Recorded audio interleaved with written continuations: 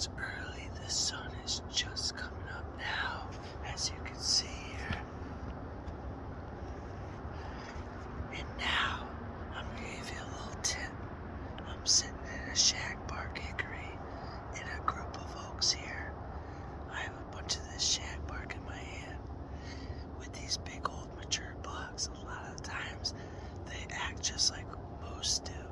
They like to rake their horns, let their dominance be known, let their presence be known. So a lot of the times I like to slip into their bedding right when the sun comes up and they're getting ready to bed. I like to make a little noise.